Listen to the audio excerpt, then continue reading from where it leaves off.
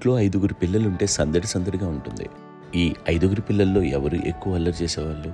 అంత అల్లరి లేదండి. కొంచెం ఈయనే అల్లరి పెద్ద. అమ్మ ఇక్కడ ఒకటి అల్లరికి, హుషారుకి, చలాకితనానికి, చిలిపితనానికి ఆ తేడా తెలుసుకుని చెప్పమ్మా. అల్లరి అంటే ఇప్పుడు నా ఇమేజ్ ఏమైపోద్ది, అల్లరంటే అల్లరుడా అని. నేనేమో చాలా రావుడు మంచి బాలుడు అనేలాగా నా ఇమేజ్ ఇది. నేను అలాగే చెప్తుండేవాడిని. నా ఉద్దేశం అదే. నేనేమో అల్లరి నన్ను అంటే చలాకితనం అమ్మ అల్లరి అనుకునేదేమో. లేదండి, ఎక్కువ హుషారు కానీ చాలా బాగుండేవాడు అబ్బాయి. అవునండి, వాడే చేసేవాడు. అని ఇంట్లో ఎవరు ముట్టుకునేవాడు కాదు. మా నాగబాబు అస్సలు ముట్టుకునేవాడు కాదు. అన్నిటికీ నాకు ఆయన సహాయమే పాపం. నాన్న ఆయన ఉద్యోగాన్ని వెళ్ళిపోయారు. నేను పాక్కుంటూ అలాగా వెళ్తూ వెళ్ళిపోయాను. నాకు తెలియదు. తర్వాత అమ్మ చెప్తుంటే నేరుగా మాత్రం కొన్ని చెప్తున్నాను. కమ్మరకోలు ఉండేది నాలుగు ఒక అది పెట్టి అది ఏడు కూర్చోతా ఏడుస్తున్నాను రోడ్డు మీద. అయ్యేసరికి వాళ్ళు 3 years. సో నన్ను వాళ్ళు తీసుకెళ్ళి వాడు కమ్మరకోలు కూర్చోబెట్టాడు. ఇక్కడికి ఏడుస్తాను, ఎవరికి వెళ్ళాడో తెలియదు వాళ్ళకి. సో అది ఒక గంట పోయిన తర్వాత అమ్మ ఎత్తుకుంటూ వాడు వచ్చి వాడు చిన్నబిడ్డ చూస్తారు మొత్తం తెచ్చి అది వాడు చూసి ఈ అబ్బాయి అన్నారు. కాదు అనేసింది. అదేంటారు సంగతి చూడమ్మా, ఈ అబ్బాయి మా అబ్బాయి అని. ఏంటమ్మా అంటే ఆ కమర్గోలులో కింద కూర్చోబెట్టాడు కదా, బస్ అంతా పూజేస్తుంది అలాగే అయిపోయింది. అంటే రంగని కాదు కానీ ఆ కబరకోలులో కూర్చోబెట్టేసరికి అవి మసిగిస్తూ ఇంకా నల్లగైపోయింది. అంత నలుపుడేసరికి నా బిడ్డ కాదని అమ్మ వెళ్ళిపోబోతుంది. మళ్ళీ ఏదో డౌట్ వచ్చి ఆగింది. అది కావు నేను నా బిడ్డ వేసాను. అప్పుడు చేసాడు కాడీస్ కట్టిందో డౌట్ నాకు.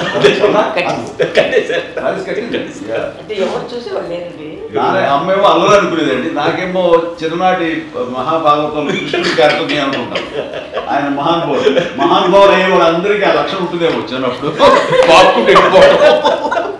కొన్నిదల కుటుంబ సభ్యులు మంచి రుచులను ఆస్వాదిస్తారని, మంచి భోజనాలని ఆనందిస్తారని అందరికీ తెలుసు. చిన్నప్పుడు వీరి ఆహారపు అలవాట్లు ఎలా ఉండేవి? ఈదేవి ఎగిరేవి ఇవి ఎవ్రీ డే 2 పూట్ల ఉండాలండి నాకు. మరి నాగబాబు పాపం ఏముంది, తిన్నట్టు ఇష్టం. మరి అన్ని రకాలుగా నాన్న కోసం చేసి పెడుతుంటే మరి తను అవి ఇష్టపడక ఆ తర్వాత అవి లేకపోతే కోపడక ఎలా ఉంటాడు చెప్పండి. 5గురు పిల్లలు అయినా అమ్మా నాన్నలు కొంతమంది పైనే ఎక్కువ దృష్టి పెడతారు. ఈ 5గురిలో మీరు ఎవరి మీద ఎక్కువ ఫోకస్ పెట్టేవాళ్ళు? కళ్యాణ్ బాబు అండి. వాడంటే బాగా, అంటే వాడు ఏది తినేవాడు కాదు అసలు. ఆడికి ఏ తింటాడని. ఇప్పుడు వాడికి నచ్చకపోతే, ఇప్పుడు నేనైతే నచ్చకపోతే చాలా గోల్ చేసేవాడిని. అన్నయ్యకేమో చాలా అన్నయ్య ఏది పెట్టినా తినేవాడు. అసలు అడ్జస్ట్మెంట్ మెంటాలిటీ. నాకేమో నచ్చకపోతే చాలా గొడవ పెట్టేవాడిని. తిండి ఇది ఒక అన్నం, ఇదొక కూరలు అని వెళ్ళిపోయేవాడిని. అమ్మకు అమ్మతో తిట్టి నాకు వెజిటేరియన్ ఎలర్జీ ఉండేది. అంటే చిరాకు అనమాట. కళ్యాణ్ బాబు ఏంటంటే తనకి ఇష్టమైన ఫుడ్ ఉంటే తింటాడు సైలెంట్గా, బాగలేకపోతే సైలెంట్గా వెళ్ళిపోతాడు. అమ్మకి ఇదేమంటారండి వదిలేమో తన తింటాడు. అటు నిశ్శబ్దంగా నిరసన ప్రకటించేవాడు. దాంతో వాడి గురించి చాలా ప్రొటెక్టివ్గా చూసుకునేది అమ్మ. పైగా చిన్నప్పటి నుంచి కొంచెం వాడు వీక్గా ఉండేవాడు, అంత బలమైన ఇది కాదు. దాని తర్వాత కొంచెం అందుకని అమ్మ వాడిని స్పెషల్గా చూసుకునేది. వాడు స్పెషల్ కిడ్ అయ్యాడు ఇంట్లో. మీ అమ్మగారు మీ అక్క చెల్లెళ్ళకి ఇచ్చిన సలహా ఏంటి? అంటే ఇండిపెండెంట్గా ఉంటుంటారు అమ్మ, ఎవరిని డిపెండ్ అవ్వదు. ఈ పిల్లలు నువ్వే జాగ్రత్తగా పెంచు, ఎవరి మీద చేయకు, డిపెండ్గా పెట్టద్దు అని ఆవిడ మాకు బాగా ఎక్కువ చెప్తుండేది. నాకు కొంచెం టఫ్ టైమ్స్లో కూడా నీ పాటు నువ్వే ఉండాలి, ఎవరి ఇంట్లో ఉండదు, ఎవరి ఇంట్లో ఉండదు, మా దగ్గర కూడా ఉంది, నీ దగ్గర కూడా నువ్వే ఉండాలి. చెప్తారు చాలా తక్కువ చెప్తారు. బట్ నాకు అదే చెప్పేది, ఇండిపెండెంట్ అట్లా ఒకరి దగ్గర ఉంటే నీ గౌరవం తగ్గిపోతుంది ఎక్కడ ఉండదు. అది చాలా నాకు చాలా ఇన్స్పైరింగ్ ఉండేది అమ్మ మాటలు. అది ఇప్పుడు కూడా అది చాలా హ్యాపీగా అనిపిస్తుంది అని చెప్పింది. అంతేకాదు, ఇప్పుడు మనకి ఏదైనా రోగాలు వస్తే వేసేస్తాం, దాన్ని బాధపడి మనమే. బట్ తగ్గించే వాళ్ళు కన్సర్న్ చూపించే డాక్టర్స్ చుట్టుపక్కల పిత్తలు కింద ఉండొచ్చు, కానీ పోరాడాల్సింది మనమే. సాగుతుంది. నాకు ఒకసారి కొంచెం ఒక డిప్రెస్డ్ ఇది వస్తాయి ఫేస్ ఒకటి. నేనేదో ఇంకా మా అందరి నుంచి నేను సపరేట్ అయిపోయినట్టు ఒక సిచ్యువేషన్ వచ్చినప్పుడు అమ్మ నన్ను పట్టుకుని చూసారు, I'm there for you yes. ఎవరు నో అన్న ఎస్ అన్న ఫ్రెండ్స్ కానీ ఎవరైనా సరే ఎప్పుడు కూడా అలోన్గా మటుకు అనుకోకు, నేను ఉన్నాను. ఆవిడ నన్ను పట్టుకొని ఇచ్చిన అఫెక్షన్ లేదా ఆ ఫీలింగ్ అసలు బలం అన్నమాట. ఇంకా ఏమన్నా చేయగలను నేను, పర్లేదు లైఫ్లో ఐ కెన్ ఏదైనా సాధించగలను అని ఒక భరోసా తల్లి దగ్గర నుంచి రావడం అనేది నాకు ఎవరు అవసరం లేదనిపించింది. అంత స్ట్రాంగ్గా ఆవిడ support, very strong, very practical. అంత స్ట్రాంగ్ చేసింది నాన్న అని చెప్పండి. మా పిల్లల విషయంలో మేము కూడా మేబీ అంత స్ట్రాంగ్ కాదేమో, సెన్సిటివ్గా ఉంటాం, కానీ అమ్మ మటుకు చాలా స్ట్రాంగ్గా ఉండి మమ్మల్ని కఠినంగా ఇలాగే ఉండాల్సింది, ఇలాగ ఉండండి అప్పుడే మీరు నేర్చుకుంటారు. ఇక్కడ అమ్మ పాజిటివ్నెస్ గురించి ఇంకో మాట చెప్పాలి. అంటే తన బిడ్డలకే కాదు, ఈ రోజున మా రెండో పాప శ్రీజ కూడా తనకి లైఫ్ చిన్న డిస్టర్బెన్స్ వచ్చింది. ఆ టైంలో కూడా తను ఏమందంటే అప్పుడు నాన్నమ్మ దగ్గరికి వెళ్ళాను, తను ఇచ్చిన భరోసా తను ఇచ్చిన మాట వెళ్ళలేని ధైర్యం వచ్చింది నాతో. నాన్నమ్మ దగ్గర ఎప్పుడు కూర్చొస్తారు కాబట్టి పాజిటివ్ ఫీలింగ్ వస్తుందని నాతో షేర్ చేసుకుంటాను. తనకు మాతో చెప్తుంటే అనిపిస్తుంది కరెక్ట్. అమ్మ ఏం పర్లేదమ్మా, లైఫ్ అంటే ఒకరితోనే అయిపోదు, ఆ ఒక్కరి వాళ్ళ ఇన్ఫ్లుయెన్స్ తోటో వాళ్ళు మన మీద నియంత్రించడం కానీ మన బాధల్ని వాళ్ళు చేయడం అవుతారు. జస్ట్ నువ్వు నీ గురించి నీ మనసులో ఏదనిపిస్తే నీ గుడ్ ఫీలింగ్ ఏది వస్తుందో ఆ ఫీలింగ్ ప్రకారం వెళ్ళిపోదు. అంటే ఆ జనరేషన్ పీపుల్ ఎక్స్పెక్ట్ అలా కాదు, ధైర్యం ఉండి అందరికీ ధైర్యం బాగా నూరుకొస్తారు. ఫాదర్ కూడా, మా నాన్నగారు కూడా అస్సలు ఎప్పుడు అనేవాళ్ళు, ఎప్పుడు మీరు పెట్టే చెయ్యి మీరు ఎప్పుడు పైన తప్ప తీసుకుని ఎలా ఉండకండి, చేతులు పెట్టుకొని అనే అట్లాంటివి చెప్తుండేవాళ్ళు. అందుకని మాకు ఇట్లా ఇండివిజువాలిటీ మాకు బాగా ఎప్పుడు కూడా ఒకళ్ళని అడగడం అని, ఈవెన్ బ్రదర్స్ని అడగాలన్నా కూడా మాకు అది పడిపోయింది మైండ్లో, కష్టంగా ఉంటుంది. సో నాకు అంటే ఆవిడ మా అమ్మ ఏదన్నా కొంచెం డిప్రెస్ అయినా నేను చాలా ఎక్కువ అమ్మకి షేర్ చేసుకుంటే, అన్నయ్య కూడా లేడు. అన్నయ్య ఉన్నప్పుడు ఓకే, లేనప్పుడు నేనే ఎక్కువ షేర్ చేసుకునేవాడిని. బట్ ద బెస్ట్ థింగ్ మా అమ్మ దగ్గర నుంచి హగ్ అండి. ఈరోజు కూడా మా అమ్మని హగ్ చేసుకోకపోతే అంటే అది నాకు మా అందరిలోనూ, అంటే ఆవిడ పెద్ద చదువుకున్న వ్యక్తి కాదు, పెద్దగా నా ఎక్స్పోజ్డ్ కాదు, కానీ ఇవాళ అన్నయ్య కానీ విజయ, మాధవి, నేను, కళ్యాణ్ బాబు ఈరోజుకి టుగెదర్గానే ఉంటాం. మేబీ మాకు కొన్ని విషయాల్లో నాకు మా మాధవ్కి డిఫరెన్స్ ఆఫ్ ఒపీనియన్స్ ఉండొచ్చు, మా చెల్లికి మా అన్నయ్యకి అట్లా ఉండొచ్చు, కానీ ద ఇన్విజిబుల్ బాండేజ్ మా అమ్మ ఇచ్చింది, ఆ లవ్ అండ్ ఎఫెక్షన్, హగ్, అవన్నీ ఆవిడ నాన్ వెర్బల్ అడ్వైజ్ ఏంటంటే అందరూ అలా కలిసి ఉండాలనేది ఆవిడ నుంచి మేము నేర్చుకున్నామండి. అది ఇట్స్ ఈజ్ నాట్ వర్డ్లీ, అది నోటి మాటకు కాదు, అది వెర్బల్గా కాదు, నాన్ వెర్బల్గా చెప్పినటువంటి ఇది. సో అందుకని అది మాకు గొప్ప, మేమందరం ఇప్పుడు అలా ఉండడానికి కారణం, అంత కలిసి ఉండడానికి కారణం, మెయిన్ కారణం మా అమ్మ అండి. అది సో అందరూ ఉండాలనేది మా అమ్మ అడ్వైస్. ఇప్పుడు కూడా నేను ఎప్పుడైనా ఏదైనా ఫీల్ అయినా, అన్నయ్య ఫీల్ అయినా, లేదు నాన్న అట్లా వదుకు, ఇట్లా ఉండండి, ఇట్లా ఉండి ఇప్పటికీ చెప్తుంది. మేము ఎవరైనా ఎప్పుడైనా మా చెల్లితో గొడవపడ్డా అనుకోండి, నేను అట్లా అనకరా అని, ఎట్లాగా అన్న ఏమో లేదులేమ్మా, ఏదో అన్నాను కానీ ఫీల్ అవ్వకమ్మా, మేమందరం కలిసి ఆవిడని అసలు టెన్షన్ పెట్టవండి మేము. సో అలా అది ఆవిడ నేర్పించింది. అలా కలిసి ఉండటం అనేటువంటి బాండేజ్ని ఆవిడ తన ఒక హగ్తో చెప్పింది. అన్నయ్య సినిమా చూడండి, జాదూకే చెప్పాను, అది మా అమ్మ దగ్గరే ఉందండి. శంకర్దాదాలో చెప్తాడు చూడండి.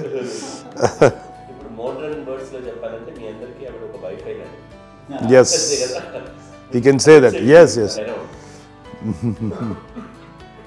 ఇంకొక అడ్వైజ్ కంటేనండి, అమ్మ విషయంలో నేను గొప్పగా ఫీల్ అయ్యేది, కానీ చాలామంది పెద్దలు రిటైర్ అయిపోయి విశ్రాంతి తీసుకుంటున్నటువంటి పెద్దలందరూ కూడా ఆచరించే విధంగా ఒక విషయాన్ని నేను గమనించాను. ఇప్పుడంటే నా దగ్గర ఉంటుంది కాబట్టి ఉన్నాను. అమ్మ విడిగా ఇంకొక ఇంట్లో ఉండేది, 9 సంవత్సరాలు నాన్నగారు దూరం దగ్గర నుంచి ఉండేది. 5 సంవత్సరాలు ఒంటరిగా ఉండి నన్ను బిడ్డలందరూ ఎవరు మానవ వెళ్ళిపోయారు, నేను ఒంటరి అయిపోయాను అన్న ఫీలింగ్ అమ్మ ఎప్పుడు ఉండేది కాదు.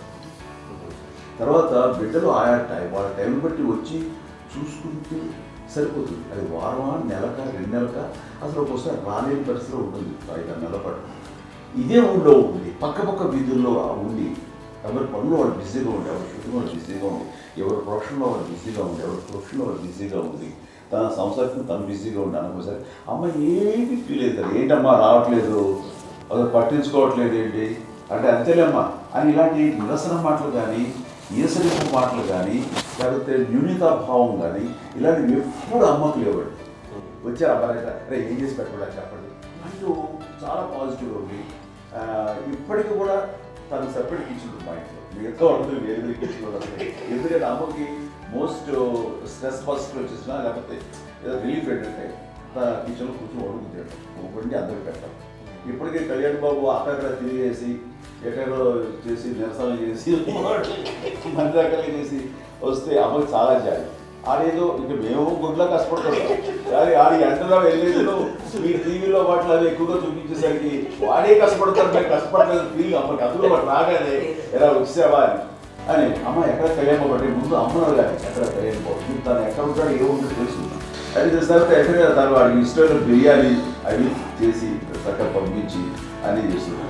అట్లాగా బిడ్డలకి పెట్టడమే తప్ప బిడ్డల నుంచి ఈ వయసులో ఎక్స్పెక్ట్ చేయడం లేకపోగా కొంచెం పట్టించుకోవట్లేదు అనే ఒక న్యూనత భావనలోకి వెళ్ళిపోయి సైకలాజికల్ డిప్రెస్ అయ్యే మదర్ మాత్రం కాదు.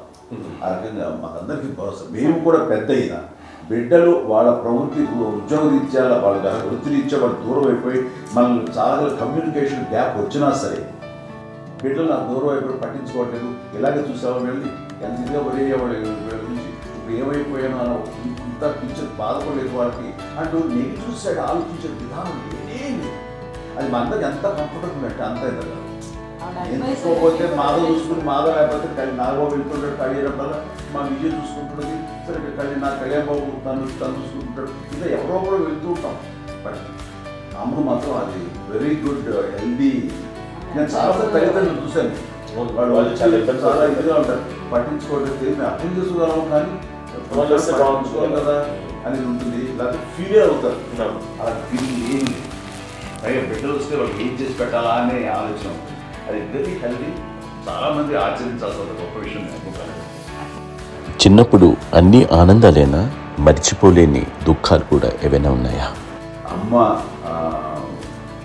చెప్పాలంటే ఓపికకి, గృహిణిగా తన బాధ్యతలు నిర్వర్తించడానికి ఆయన అన్ని రకాలుగా టేకింగ్ కేర్. దీనికి ఒక మంచి ఉదాహరణ నేను చెప్పగలను. అది తలుచుకున్నప్పుడు నాకు కూడా చాలా ఉద్యోగంగా ఉంటుంది, నాకు చాలా ఖండితాలు వచ్చేస్తుంది. అమ్మకి మేము 5 బిడ్డలు అండ్ పురిట్లోనూ 1 year పెరుగో 2.5 years పెరుగో 3 బిడ్డలు చనిపోయారు. నాకు గుర్తెరిగి పొన్నూరులో నేను 6th class చదువుతున్నాను, 6వ తరగతి. అప్పుడు రమణ అనే ఒక అమ్మాయికి 3 years. రమణ అంటే మా ముగ్గురికి కంటే పెద్దది, మా కంటే పెద్దది, కళ్యాణ్ బాబు కంటే పెద్దది, మాకంటే మధ్యలో పుట్టిన. తనకి అప్పట్లో మా నాన్నగారు ఉద్యోగం ఇచ్చా క్యాంప్కి వెళ్ళిపోతుండేవారు. ఏమి ఉంది నాన్న చెప్పాలంటే ఫుడ్లో కష్టపడేవారు, ఇంకా నాన్న చెప్పినట్టు కదా, నాగో చెప్పినట్టు. కానీ ఇంటి బాధ్యత, ఇంటి పనులు, రోగాలు వచ్చిన రుచులు వచ్చిన హాస్పిటల్కి తీసుకెళ్ళాలంట ఏదైనా సరే అమ్మే పడేది. ఆ శ్రమ తీసుకున్న టైంలో అమ్మకి అసిస్టెంట్ నేను సహాయపడుతుండేవాడు. నేను ఉంటుండేవాడు అమ్మ చేతిలో. నాకు ఫ్రెండ్స్ ఆడుకోవటం అలా అది నిజంగా ఎప్పుడు నాకు పుడితేది నాకు తెలియదు. నాకు లేదు ఫ్రెండ్స్తో తిరగడం అది ఉద్యోగులు అమ్మపట్టు ఉండేవాడు. అలాంటి నేను ఆ పిల్లకి బ్రెయిన్ ఫీవర్ వచ్చింది. ప్రభుత్వ ఆసుపత్రి పొన్నూరులో ఆ పిల్లని చేర్పించినప్పుడు 2-3 days అయిన తర్వాత ఒక బ్యాడ్ న్యూస్ వినాల్సి వచ్చింది. తెల్లారికి కాన్షియస్ లేకపోయింది, ఏం చేయాలో తెలియదు. అమ్మ వయసు చిన్నది.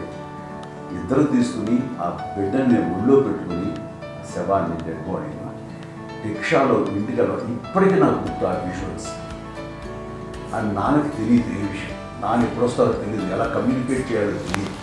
అది తీసుకుని వెళ్ళిన తర్వాత ఇంట్లో గొడవ పెడుతుంటే ఏం చేయలేదు. చుట్టుపక్కల ముస్లిం సోదరులు ఉండేవాడు ఫ్యామిలీస్. అక్కడ మసీదు పొన్నూరు మసీదు పక్కన మా ఇంట్లో ఆనుకుని ఆ ఇంట్లో అందరూ వచ్చి చూసేవాళ్ళు, వాళ్ళే హెల్ప్ చేసేవాళ్ళు. ఏం చేయాలో తెలియదు. నెక్స్ట్ రిచువల్స్ ఎలా చేయాలో, గర్భకాండం ఎలా చేయాలో తెలియదు. అందరూ చిన్నపిల్లలే. తను చిన్నది, మిగతాలందరూ పసివాళ్ళే. సో అలాంటి పరిస్థితుల్లో కమ్యూనిటీ వచ్చినప్పుడు చుట్టుపక్కల వాళ్ళు వీళ్ళు వచ్చి చేయాల్సిన కార్యక్రమాలు చేశారు. ఆ సమయం నాకు ఎక్కడో ఎవరో కమ్యూనికేట్ చేసి డిపార్ట్మెంట్ ద్వారా నాన్న వచ్చేసరికి అన్నీ అయిపోయింది. ఇప్పటికీ అది నాకు మేము ఎన్ని కృషిలో ఎన్నుకుంటున్నామంటే ఎలాంటి ఇది లేకుండా జాగ్రత్త అనే ఒక హెచ్చరికలాగా చేస్తూ అండ్ తనని చాలా సపోర్ట్ చేస్తాను. అండ్ ఇప్పటికే నా మీద ఎంత నమ్మకం నేను ఏ నిర్ణయం తీసుకున్నా మరో మాట. అండ్ తనకి హాస్పిటల్ అని పెద్ద ఫోబియా. నేను ఎక్కడికి వస్తాను హాస్పిటల్ మొదట రానండి. ఈ మధ్యకాలంలో సరే అమ్మకు మోకాల ఆపరేషన్ జరిగింది. అమ్మ నువ్వు అంత కుంటుతో బాధపడుతున్నావు, అసలు ఈ రోజున వచ్చిన మెడికల్ అడ్వాన్స్మెంట్ నీకు అసలు ఏ బాధ తెలియకుండా మోకాల ఆపరేషన్ రీప్లేస్ చేస్తారు అని వీళ్ళందరూ చెప్పడానికి భయపడతాను. ఎందుకంటే ఫస్ట్ ఎలా మాట్లాడుతూ సపరేట్ అవుతాను ఎలా చెప్పాలో తెలియదు. ఒక్క వీళ్ళంతా కలిపి నీ మాట వింటుంది, వాళ్ళ మాట మీద గురి నువ్వు చెప్తే వింటుంది. సరే వెళ్ళి చెప్పాను అంతే. ఏదో నాగపావు ముందు చెప్తే ఎలా అవుతున్నారు సరే ఇష్టం రా లేదులే మా ఊరికి పర్లేదు అని మళ్ళీ ఇంటికి వచ్చాక మళ్ళీ ఇంకొక తెప్పించి ఒక మిషన్ తెప్పించి మళ్ళీ టెస్ట్ చేయించి అందరూ బాగుంది ఏమి లేదు అన్న తర్వాత అప్పుడు పుస్తకంతో పడ్డాడు నాకు ఏదో ఉంది మామూలు టెస్ట్ చేయించాలని చెప్పి శ్రద్ధ ఎక్కువ. మీ పిల్లలకి సంగీతం డాన్స్ నేర్పించారని విన్నా, అది నిజమేనా? తనకేమో డాన్స్ నేర్పించడం కాదు, అది నేర్చుకోలేదు. నాకు వచ్చేసి ఇప్పుడు డాన్సింగ్ స్టార్ గా ఎదిగారంటే అది మా పెద్ద చెల్లి విజయ కారణం. అప్పుడు తనకి 5 ఏళ్ళు, నాకు 9 ఏళ్ళు ఉంటాయి. తెలియదు 10-11 ఏళ్ళు ఉంటాయి నాకు. బాపట్లనా? సో బాపట్ల చాలా చిన్నది, 5 ఏళ్ళు. నాకు ఒక 11-12 ఏళ్ళు. తను తీసుకొని గోడ మీద పెట్టుకోవడం అలా కూర్చొని చూస్తుండేవాడు. కూర్చుంటే అది నేర్చుకుంటుందండి. నేను మానసికంగా నేర్చేసుకున్నామండి. ఇప్పటికీ ఆ స్టెప్స్ ఏమి చేస్తాను అంతగా ఇప్పుడు దాన్ని తరబడతాయి. ఇంకోటి ఏంటమ్మా నమో నమో ఎన్ని ఉన్నాయో సాంగ్స్ నేను నేర్చేసుకున్నాను అనమాట. 5 పిల్లల్లో ఎవరు ఎక్కువ పని చేసేవాళ్ళు, ఎవరు తక్కువ పని చేసేవాళ్ళు? ఏ పని చేయనండి, చేసేవాడు కదా అని అన్నయ్య చేసేవాడు. అన్ని పనులు అన్నయ్య చేసేవాడు. ఇక మా చిన్న చెల్లి పెద్ద చెల్లి ఎక్కువ చేసేది.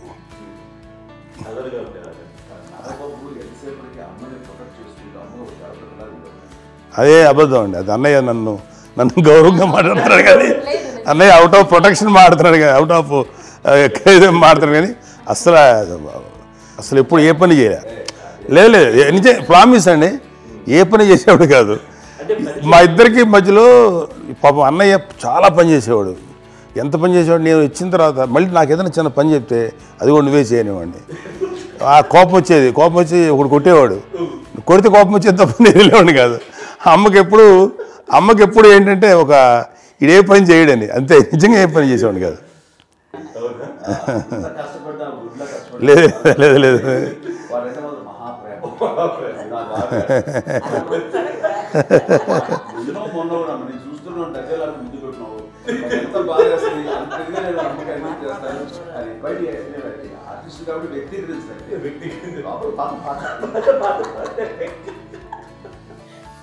చిన్నది కాబట్టి తనంటే పుట్టాడు. నేను పెద్దోడు కాబట్టి నేను ఎక్కువ కష్టపడింది కానీ మా నాన్నగారి చేతిలో ఎక్కువ అంటే నాన్న బాగా కోపం ఎక్కువ అనుమానించింది కానీ అన్నయ్య పాపం బాగా దొరికేసేవాడు పాపం. ఒకసారి అంటే మరి మాకే ఏంటి ఇంత దారుణంగా ఉంది నాన్న మీద కోపం వచ్చేది నాకు. నాన్న మీద కోపం వచ్చేది, ఆయన చేసి బాధ అనిపించేది. అమ్మాయి ఏమనేది కాదు. సరే అయినా సరే ఎప్పుడు కూడా పోనీ అంది చేసినా మళ్ళీ తను హైపర్ యాక్టివ్ అన్నయ్య ఫుల్. ఇప్పటికీ ఉన్నాడు. ఇప్పుడు ఈ రోజు కూడా అదే అన్నయ్య సేమ్ హైపర్ యాక్టివ్. యూజువల్గా పెద్ద కొడుకు కొంచెం అంటే సూపర్గా ఒక నిదానంగా ఉంటాడు అంటారు. బట్ అన్నయ్య దానికి జస్ట్ ఆపోజిట్. యూజువల్గా ఆఖరి పిల్లలు హైపర్ యాక్టివ్ ఉంటారు, అన్నయ్య పుట్టడమే భయంకరమైన హైపర్ యాక్టివ్. ఒకప్పుడు అమ్మాయిల్ని ఎక్కువగా బయటికి పంపించేవాళ్ళు, అబ్బాయిల మీద కూడా అనేక ఆంక్షలు ఉంటూ ఉండేవి. మీ పిల్లల్ని అలా ఆంక్షల మధ్య పెంచారా, లేకపోతే పూర్తి స్వేచ్ఛనిచ్చారా? అంటే మాకు మా నాన్నగారు కానీ మా అమ్మగారు కానీ అండి మాకన్నా చాలా బ్రాడ్ మైండ్ ఉన్న వ్యక్తులండి. ఎందుకంటే పిల్లలు ఎక్కడన్నా బయటికి వెళ్తే ఇప్పుడు మేమైతే భయపడిపోతాం. మా విజయ్ కానీ మా చిన్న చెల్లి అన్నయ్య నేను అందరం కూడా ఇవాళ ఉన్న పరిస్థితిలో వాళ్ళు ఎప్పుడు భయపడేవాళ్ళు కాదండి. ఎక్కడికి వెళ్తాను వీళ్ళని ఇచ్చేవాళ్ళు, లేట్ అయినా అసలు ఏమనేవాళ్ళు కాదు. లేకపోతే ఏదైనా మోటార్ బైక్లు వేసుకున్నాం, లేకపోతే కారులో ఎట్లా పడితే ఎట్లా వెళ్ళినా సరే ఏమనేవాళ్ళు కాదు. వాళ్ళు తెలియకుండానే మాకు ఒక ఫ్రీడమ్ ఇచ్చారండి. సో దట్ అదే ఆ ఫ్రీడంలో భాగమే అన్నయ్య కానీ ఇండస్ట్రీకి వెళ్ళాలంటే కూడా ఒక వ్యక్తి ఒక కొడుకు ఒక గొప్ప కెరీర్ని పర్సూ చేసుకుంటూ వెళ్తున్నప్పుడు నాన్నగాని అమ్మగాని ఓపెన్ మైండ్ తోటి అసలు నువ్వు వెళ్ళినా ఎంతకాలం వెళ్తావు, నువ్వు ప్రయత్నించని చెప్పి అలా వదిలేశారండి. అన్నయ్య కూడా ఏంటంటే మోస్ట్ రెస్పాన్సిబుల్గా వెళ్ళి చాలా మేజర్ అమౌంట్ అన్నయ్యకి కూడా పెద్ద అమ్మ వందలు ఇచ్చేది కాదు. కరెక్ట్గా ఆ ఇన్స్టిట్యూట్లో చదువుకునేటప్పుడు ఎంత ఇవ్వాలో కరెక్ట్గా ఇచ్చేది. తనకి ఎక్స్ట్రా ఖర్చు పెట్టుకున్నట్టు అట్లా ఉండేది. అంతే కదా, అంత జాగ్రత్తగా అన్నయ్య కూడా అంత రెస్పాన్సిబిలిటీగా రెసిప్రోకేట్ చేసి అందువల్ల మా అమ్మ నమ్మకం మా అమ్మ కానీ మా నాన్నగారి నమ్మకాన్ని ఎప్పుడు అది పాటు ఇంత నమ్మకానికి 10 times ఇచ్చాడు. ఏ వయసెస్ వైపు కానీ ఏ అలవాట్ల వైపు కానీ ఎందులో ఇండల్జ్ అవ్వకుండా నాకు నేనుగా నియంత్రించుకుంటూ సరైన మార్గంలో వెళ్ళేలాగా నాకు వెళ్ళటానికి లోపల ఆ స్ట్రాంగ్ థాట్ అడగగానే వాళ్ళు రెసిస్ట్ చేస్తే ఇచ్చానని ఆపేశారు అని ఏదో చిన్న రిలక్టెంట్ ఫీలింగ్ ఉంటుంది. వాళ్ళ మీద చిన్న కోపం నిరసన ఉండేది. వాళ్ళు అలా లేకపోవడానికి వాళ్ళు వెంటనే అడిగిన వెంటనే జాగ్రత్త అన్న నిర్ణయం నీది కానీ జాగ్రత్త అని హెచ్చరిక చేయడంతో నాకు మరింత బాధ్యత తిరిగి గుర్తు తిరిగి నేను నడుచుకుంటూ వెళ్ళాను. కాబట్టి అది నాకు ప్లస్ అయింది వాళ్ళ దగ్గర. అంటే మదర్ అంటే తల్లి అనే కాదు, మదర్ ఫీలింగ్ ఎవరిచ్చినా సరే అది నానైనా తల్లితో సమానం అనుకుంటాను. నాగబాబు చెప్పినట్లుగా అట్లాగా అలిసిపోయి వచ్చిన నాకు కాళ్ళు నొక్కుతుంటే నాకు భయం వేసేసేది. ఆ తర్వాత పడుకో గలవాయించేవాడు, అది కూడా కోపం కాదు. అంటే ఉదాహరణ అంటే మళ్ళీ అదే నాకు మళ్ళీ తిడతారు, ఎందుకు కాదు పడుకుని ఎక్కడ నిద్ర వస్తుంది నాన్న అనుకుంటుంటే. సో ఆ రకంగా నాన్న తన ప్రేమను చూపిస్తుంటారు. ఆ తర్వాత గోండా టైంలో కూడాను నేను ట్రైన్ కింద వెళ్తుంటే నాన్న అక్కడే ఉన్నారు, రాజమండ్రి దగ్గర ఆ ప్రాంతంలో షూటింగ్. ఆయన చాలా కోపం చేస్తుంది, ఇలాంటి చేస్తుంటావు నువ్వు, ఏదైనా అయితే ఏంటి అది చెప్పి. ఏం పర్లేదన్నా ఏమవుతుందో అన్ని రకాల సేఫ్టీ అన్ని రకాల జాగ్రత్తలు తీసుకున్నాం. ఈ రోజు ఉన్నది సేఫ్టీ అప్పుడు లేదు. అయినా సరే రేపు పొద్దున నీ కొడుకుడు ఇలాంటి పరిస్థితుల్లో నీకు తెలిసి వస్తారు అప్పుడు అనేవాడు. ఎన్నిసార్లు ఆ మాట అనేవాళ్ళు. నాకు నిజంగానే మగధీర టైంలో గుర్రం ఎక్కుని ఆ రోడ్డు మీద పడిపోయాడు అని అన్నప్పుడు నాకు ఆ ఫస్ట్ టైం ఆ ఫీలింగ్ కలిగింది. అలాగే పీటర్ హెయిన్స్ అనేవాడు ఫస్ట్ మగధీరలో జంప్ చేస్తారు, మోటార్ బైక్ జంప్ చేసినప్పుడు ట్రైన్లో పీటర్ హెయిన్స్ అంత హైట్ నుంచి 20 feet 25 feet హైట్ నుంచి పడిపోయి మొత్తాన్ని బోన్స్ ఇరగొట్టుకుని వాడు 7 నెలల పాటు వారు ఇప్పుడు హాస్పిటలైజ్డ్. అది వీడైతే ఏమో తలుచుకుని భయం వేసేసేది. అప్పుడు నాన్న గుర్తుకొచ్చేవాడు, ఓహో వాళ్ళ టెన్షన్ ఇంతే లేవు, మనకి మన కొడుకు వస్తే తెలియదు ఈ మాట నాన్న ఎప్పుడో అన్నారని అనిపిస్తుంది. Sweet memories. మరి అత్త కోడళ్ళ మధ్య అనుబంధం ఎలా ఉంటుంది? సురేఖ్ గారితో మీకున్న అనుబంధం గురించి చెప్తారా? మాకండి కోడలు కాదండి, నా కూతురండి. అంత బాగుంటాం మేమిద్దరం కూడా.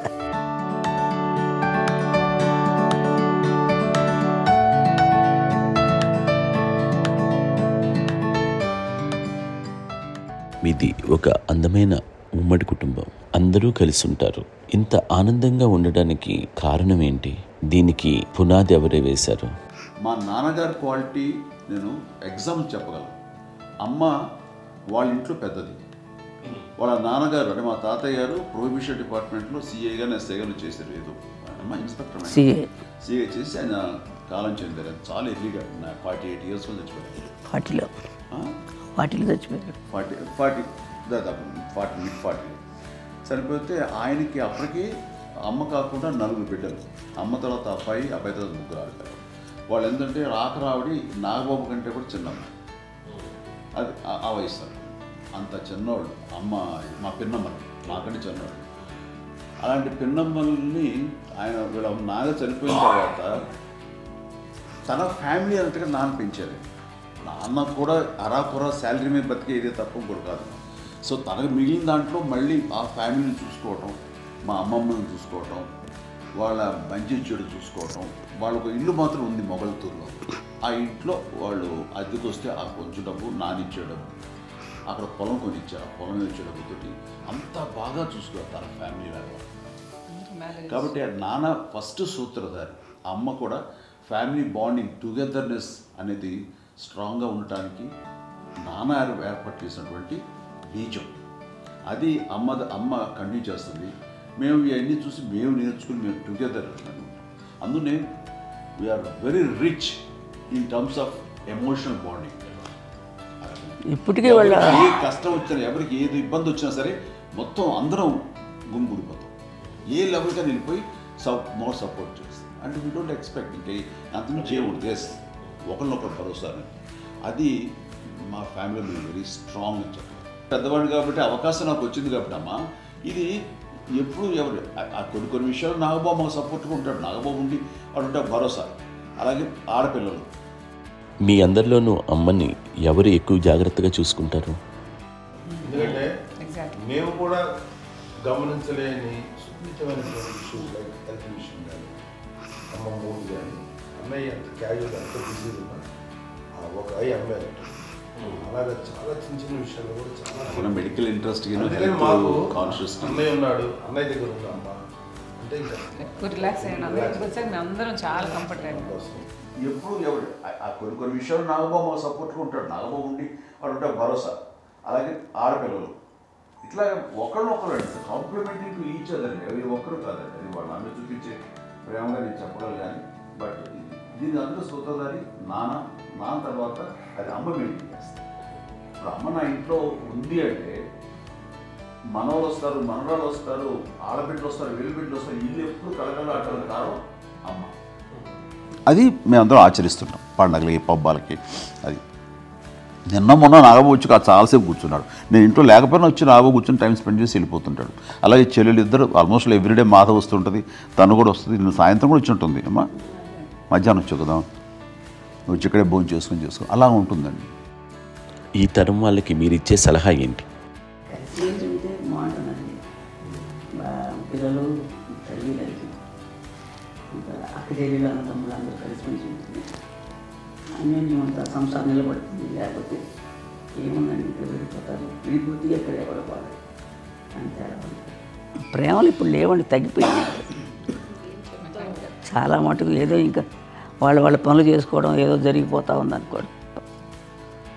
అంత ప్రేమలు ఎక్కడ లేవండి ఇప్పుడు ఈ రోజుల్లో. అంటే ఒకప్పుడు ఒకరికి ఇంకొకరు భరోసాగా ఉండేవారు. అంటే ఎందుకంటే వీళ్ళ పెద్దనాన్నగారి పిల్లలు కూడా ఆయన చూసేవారు. మా నాన్నగారు అన్నయ్య వాళ్ళ బిడ్డలు కూడా ఇక్కడే ఉన్నారు. పెళ్లి చేశాను. వాళ్ళు కూడా అమ్మే, వాళ్ళ ఆడపిల్లలు కూడా అమ్మే.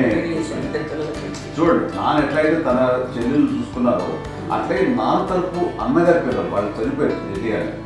వాళ్ళ బిడ్డలకి పెళ్లిళ్ళు, పేరెంటాలు అన్నీ చేసింది అమ్మాయి. అమ్మ అలా చేసింది కాబట్టి అది మాకు మార్గదర్శకం ఉంది. ఇప్పటికీ వాడు కొంచెం ఒక మాదిరి పరిస్థితి ఉంటే వాళ్ళకి ఇల్లు కూడా పెట్టడం కానీ, వాళ్ళకి పెద్దవాళ్ళు ఉంటే కనుక ఎవ్రీ మంత్ మా పెదనాన్నగారి అమ్మాయి ఉంటే ఆడు ఆల్మోస్ట్ 70 వాళ్ళకి ఎవ్రీ మంత్ మా ఇంటి నుంచి ఓ మొత్తం వెళ్ళిపోతాం. 10,000-15,000 ఎన్నో సంవత్సరాలు పోతాను బ్యాంక్ తెచ్చి వస్తున్నారు. అదంతా కూడా మా పెద్దలు తెచ్చినాం. వాళ్ళు కూడా వచ్చి అమ్మ అంతా ప్రేమగా చూస్తారు, ఇష్టంగా చూస్తారు. అమ్మ ఇందాక చెప్పినట్లు ఇచ్చే మెసేజ్ ఏంటన్నది అమ్మ మాటలో చెప్పాలంటే బంధాలు, బాంధవ్యాలు అన్నది ఎనలేని ఆస్తిపాస్తులు. సో ఎలాగైతే డబ్బు ఎంత సంక్రమించింది, ఎన్ని ఆస్తులు వచ్చాయి ఫిజికల్గా అనే దాని మీద కంటే కూడా ఇవి ఆస్తిగా తీసుకుంటూ దీన్ని విలువ ఎరిగి, గుర్తెరిగి, దాని ప్రభావం తెలుసుకుని అది కనుక మనం ఇచ్చిపుచ్చుకుంటే ఫ్యామిలీలో అంటే దాన్ని ఇచ్చినటువంటి గొప్ప సంపద ఉంటుంది. కష్టాలు వచ్చినప్పుడు డబ్బు తీరుస్తుంది కాదండి, కష్టం వచ్చినప్పుడు ఒక భుజం తీరుస్తుంది, ఒక చేయూత తీరుస్తుంది.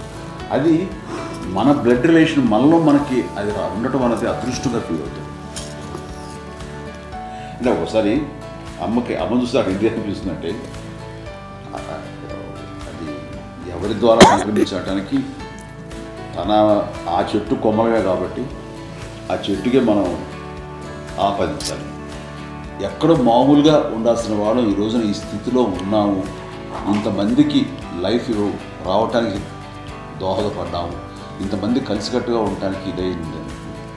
అమ్మని చూస్తుంటే నాకు ఏమనిపిస్తుందంటే, అబ్బా ఇలాంటి జన్మం మనకు ఎవరికైనా ఉంటుందా? ఇంతమంది మనుషుల చేత కొలవబడేవాళ్ళు, ఆరాధింపబడేవాళ్ళు, అభిమానించబడేవాళ్ళు, ఇంతమంది నా నా వంశమా, నా సంపద అని అమ్మ ఫీల్ అంత గొప్ప ఫీలింగ్ ఎవరికి ఉంటుంది? మా చెల్లెలు కూడా వస్తుందని అనుకోవట్లేదు, సూర్య కూడా ఉంటుందని నేను అనుకోవటం లేదు. అలాంటి గొప్పగా ఇది. అండ్ ఆ రకంగా షీఈస్ వెరీ చాలా గొప్ప జన్మ. అమ్మకి చిన్న మానసికంగా చిన్న ఏదో ఒక డిప్రెషన్ ఏదో వచ్చింది. ఏదో నాన్న గుర్తుకొచ్చో, నాన్న లేరన్నో, లేకపోతే వాళ్ళ అమ్మగారు కూడా అదే టైంలో చనిపోయారన్నో, తన దగ్గర ఉంటారు ఏదో ఉన్నప్పుడు మేము అందరం సపోర్ట్గా ఉండి రా మా కొన్నాళ్ళు నా దగ్గర ఉండు అని చెప్పేసి అప్పట్లో అమ్మ వేరేగా ఉంటుంది. ఉన్నప్పుడు ఒకటే మాట అన్నాను, అమ్మ నీలాంటి గర్భం అంటే అంజనమ్మదే గర్భం అని బయట ఎన్నోసార్లు నా ఫ్రెండ్స్ కానివ్వండి, బయట కానివ్వండి, కొన్ని సందర్భాల్లో మీటింగ్లో కానివ్వండి, స్పీచెస్లో కానీ అన్నవాళ్ళు ఎంతోమంది అన్నారు. వాళ్ళు ఆ మాట అంటే రీజన్ తెలుసా నీకు? కోటాను కోటల్లో ఎంతమంది తల్లులకు నీకు వచ్చిన అదృష్టం, నీకు లభించినటువంటి వరం ఎవరికి లభిస్తున్నావు? బిడ్డలు ఎంతోమంది చేత కొనియాడబడుతున్నారు, ఎంతోమందికి సహాయపడుతూ ఆ రకంగా వాళ్ళందరి యొక్క ఆశీస్సులు పొందుతున్నారు. అండ్ ఎంతోమందికి నిరంతరం హెల్ప్ చేస్తూ వాళ్ళ ఇది చూసుకుంటారు. అవి ఆ భగవంతుడు మీరు చేసిన పూజల వలన ఆ భగవంతుడు మన నెక్స్ట్ తరాలకు కూడా మనకి ఇలాంటిది వారసత్వంగా ఇస్తూ అదే రకంగా కొనసాగించేలాగా మనకు అదృష్టాన్ని ఇచ్చారు. మనం ఇంతమంది ఎవరు నీ నుంచి వచ్చిన వాళ్ళే, నీకు నీ ఎంత గొప్ప గర్భం, ఎంత గొప్ప జన్మ నీది. వాటికి నువ్వు ఇలా అవ్వకండి, ఎంతసేపు ఇది హై లెవెల్లో ఉండాలి నీ ఫీలింగ్స్గా నువ్వుగా. అంటే నువ్వు ఇలాగా కుంగిపోతాయంటమ్మా అని చెప్పినప్పుడు ఇది నీది కాదు, నాది కాదు, నువ్వు నమ్ముకున్న భగవంతుడు నీకు ఇచ్చింది అనుకుంటావు కదా. నువ్వు ఆ భగవంతుడి కృతజ్ఞత తీర్చుకోలేక ప్రతిరోజు ఆయన ధ్యానించు, ఆయన పూజలో ఉండు, నీకు ఆయనే ధైర్యం ఇస్తాడు. అంతేగాని నువ్వు నెగిటివ్ సైడ్ ఆలోచించకమ్మా. మా అందరికీ పాజిటివ్నెస్ ప్రివేల్ చేసిన దానివి, ఇచ్చిన దానివి, అందించిన దానివి. అలాంటి నువ్వు నెగిటివ్ వైపు వెళ్ళిపోకూడదు అనుకుంటే అంతే, మళ్ళీ అటుపక్క ఎప్పుడు వెళ్ళలేదు. ఆంజనేయ స్వామి భక్తి ఆయనలో ప్రవేశపెట్టి చెప్పాలంటే ఆయనకి నేను నన్ను దేవుడు ఇంట్లో నేనే ఇంట్రడ్యూస్ చేశాను మా నాన్నగారు. నానంత ప్రగాఢంగా నమ్మి ఆయన దానివల్ల లబ్ధి పొందారు. ఆయన అందులో మమ్మల్ని మించిపోయిన స్టేజ్కి వెళ్ళిపోయారు. ఆయనతోటి ఆంజనేయ స్వామితో ఇంటరాక్ట్ అవుతారు. అట్లా ఆయన నన్ను నమ్ముకుంటారు. ఆయన నానంటారు అంతా నా గురువు, నా పెద్ద కొడుకు అంటున్నారు, పెద్దోడే గురువు.